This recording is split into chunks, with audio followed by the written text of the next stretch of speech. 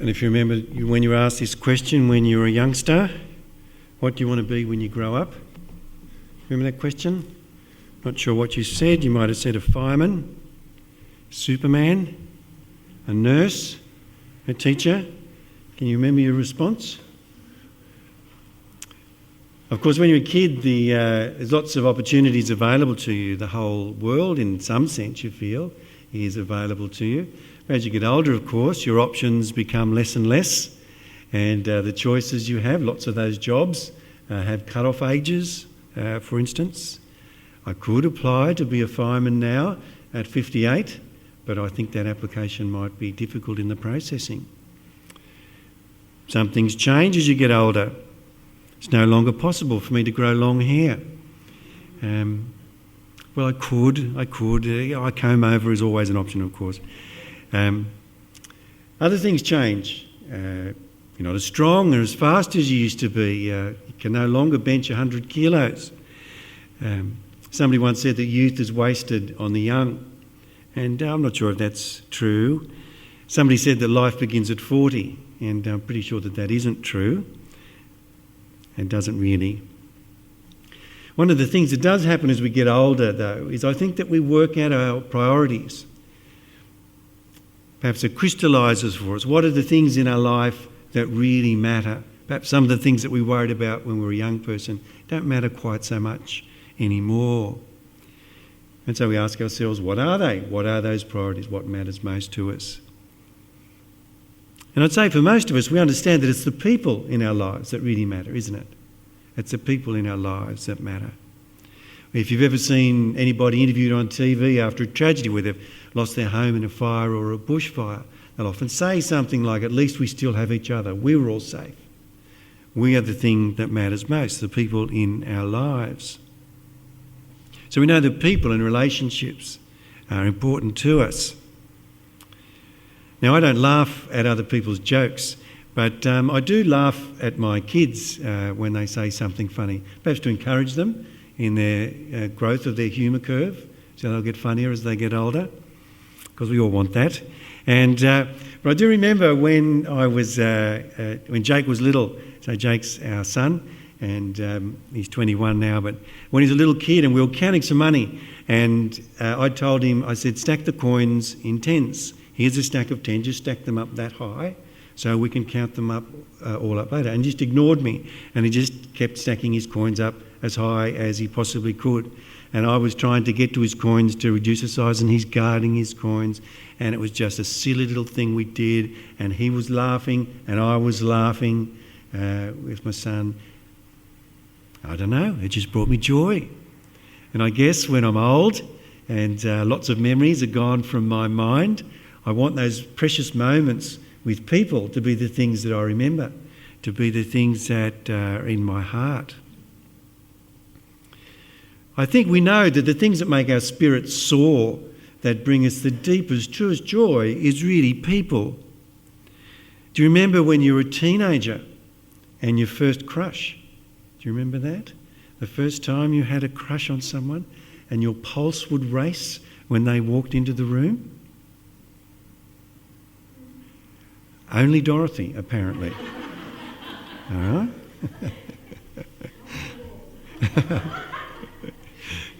So do you remember how people who were special to you, how they could change the mood of the room for you?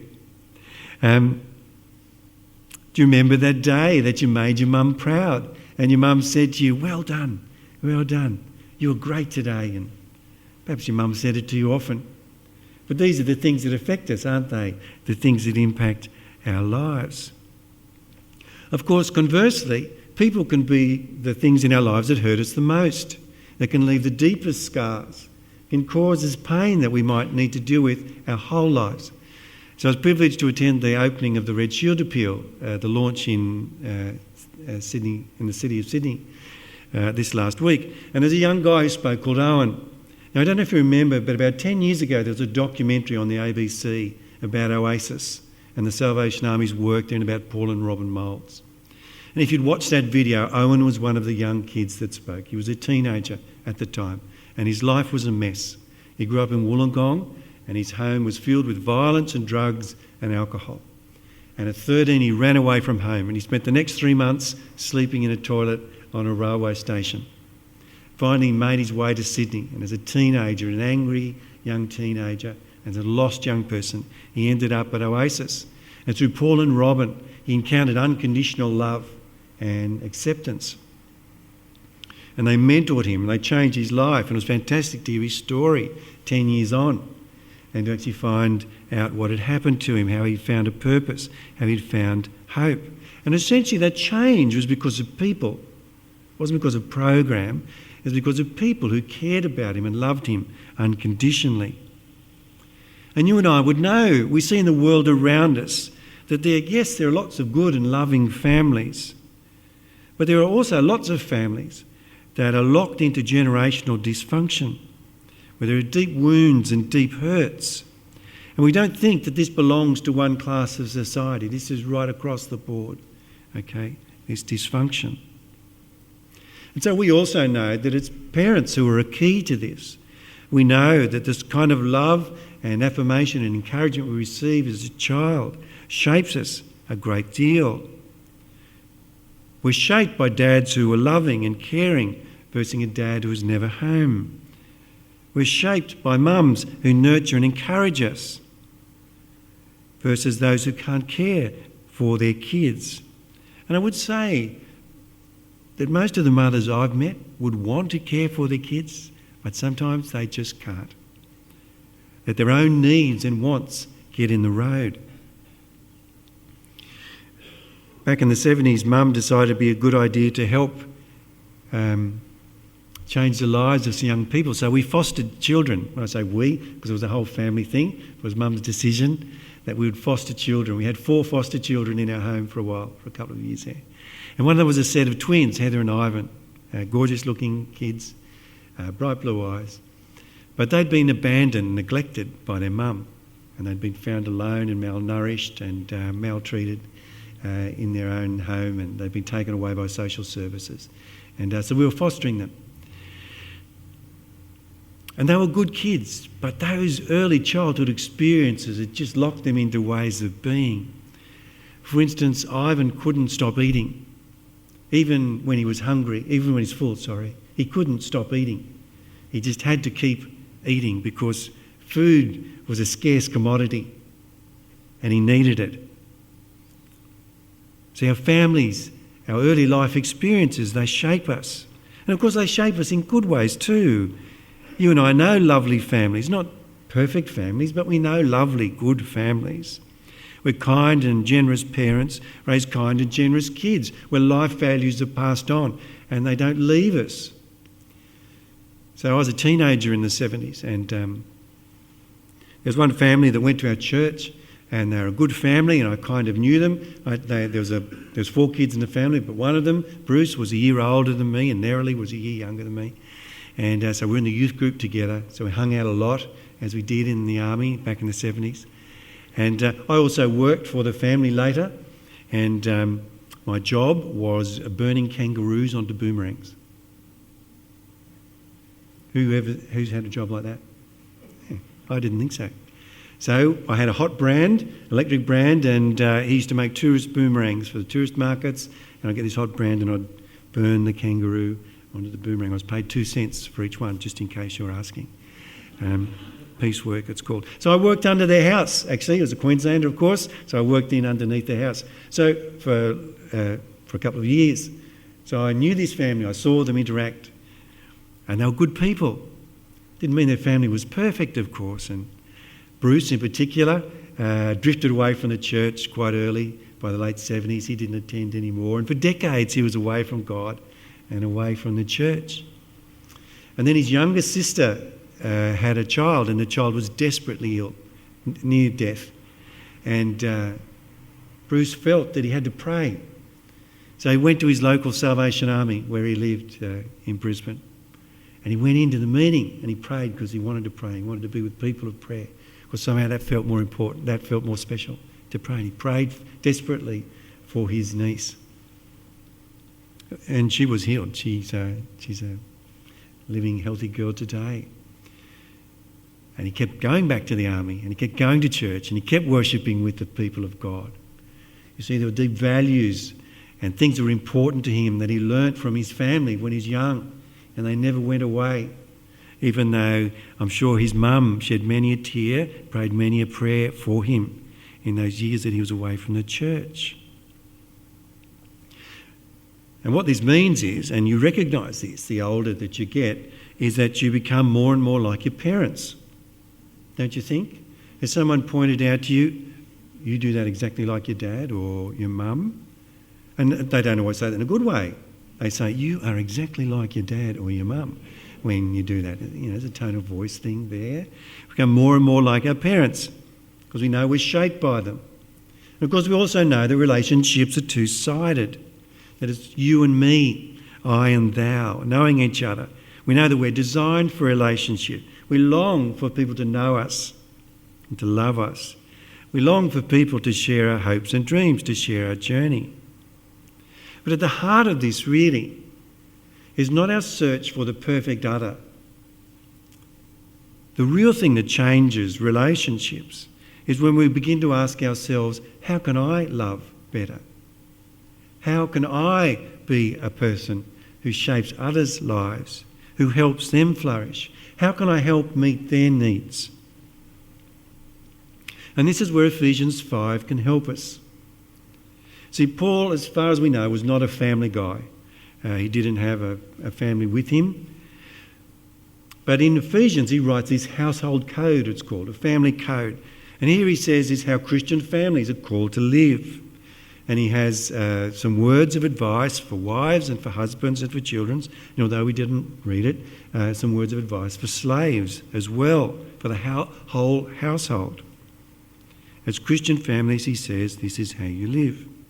And what's really interesting is that this word submit is central. In fact, it's the verse that starts it all off. It says, submit to one another. Submit to one another. Wives to your husbands as to the Lord. And it goes on to talk about husbands loving their wives as Christ loved the church, as they love themselves.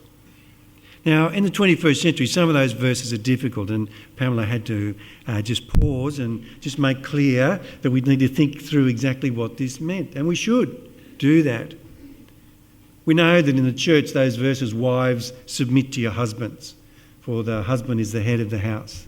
We know that in 21st century Australia, we'd need to think that through. Now, what we need to remember is it is a word to the wives. It's not saying, husbands, your wife will always submit to you. It's a word to wives saying, out of love, choose to submit. But in fact, that idea of submission runs through all of the other instructions as well. Husbands, submit.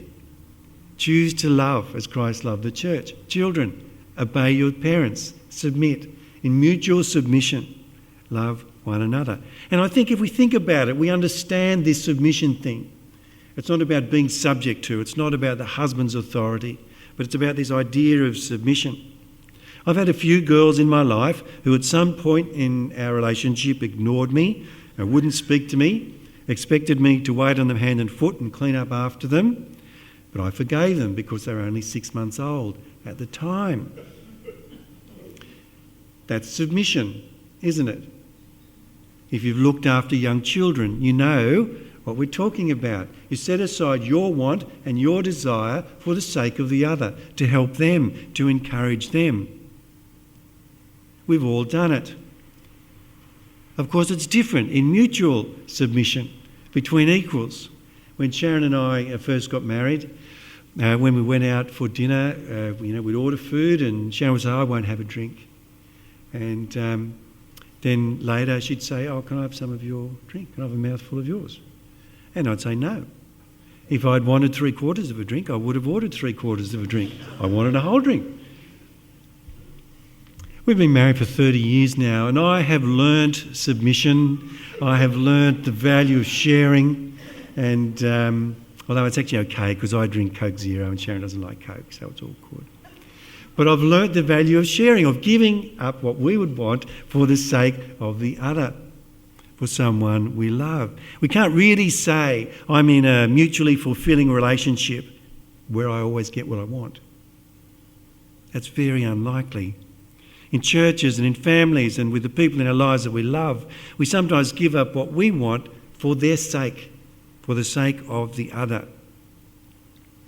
And when submission and service is freely offered, not under compulsion, when it is freely offered, it changes us. It shapes our lives. Shapes our lives forever, really. Just like this instruction, wives, submit to your husbands.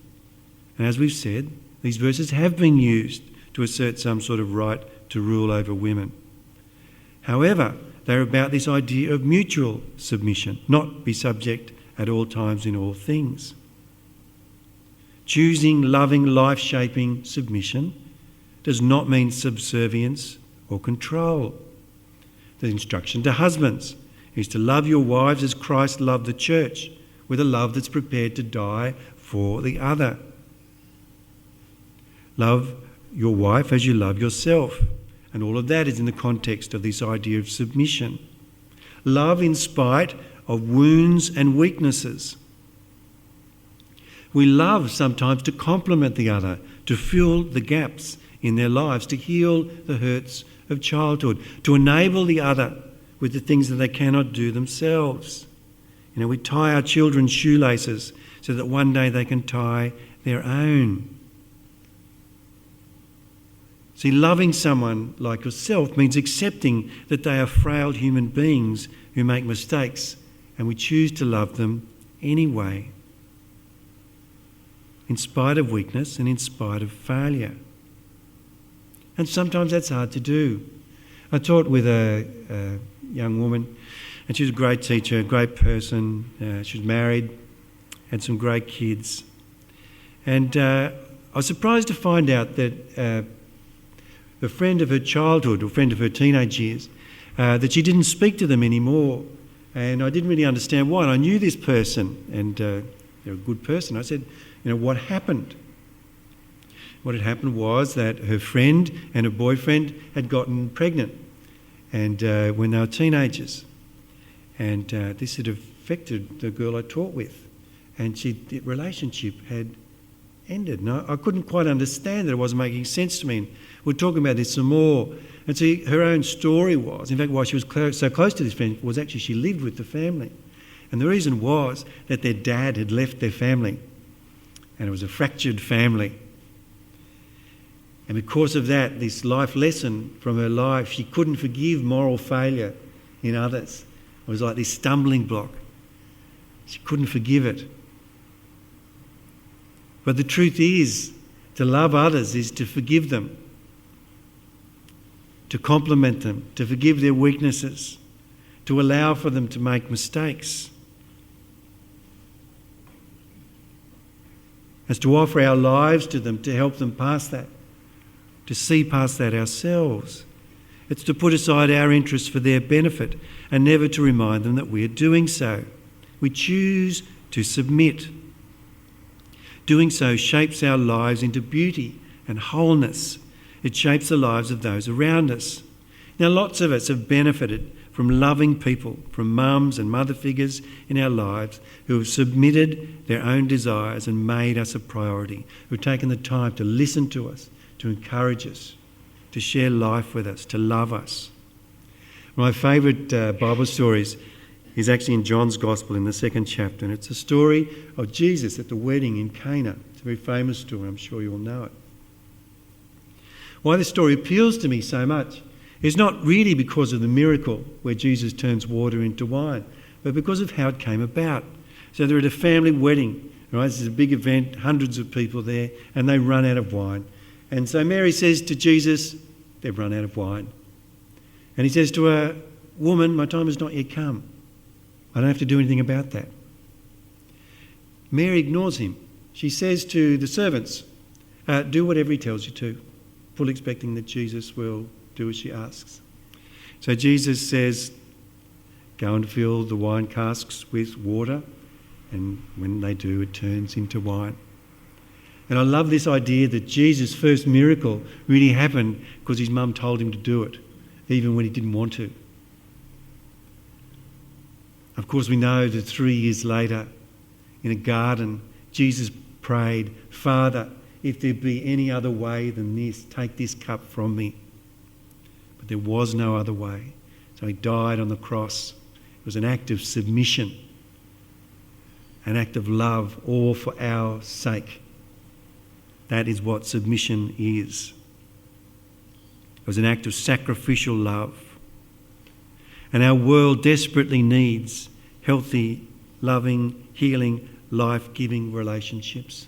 And the key to those is submission in love, offering our lives to others. At the heart of it is his willingness to serve, to submit ourselves.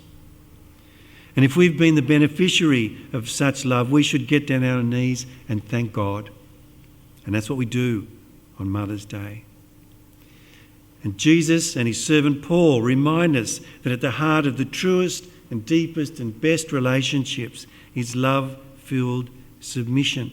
And as Christians, we want to be like Jesus. He is our model. But here's the glorious thing. Jesus Christ, as the Son of God, also heals our wounds. So the shaping of our lives is not ultimate. Owen's story did not stop at the shaping of his life by his family. But the love of God in Christ through Paul and Robin changed his world. That is what we are called to be. Life-changing people, life-shaping people, people who submit to the other out of love.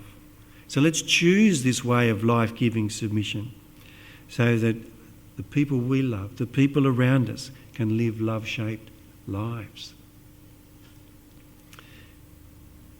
We're going to sing, and it's a song that we know well. It's a song where we declare our love for Jesus. I don't know what's on your heart now. Perhaps your heart is full as you remember the people who loved you and shaped your life. So let's be grateful for that. Perhaps there are others that you want to pray for. Perhaps some of your children or grandchildren have lost their way. So let's continue to pray for them. Perhaps you do want to just give thanks. Perhaps your prayer is to Jesus, help me be more like you. Help me be more like you. So let's offer our love to our Lord and Saviour as we sing this song together.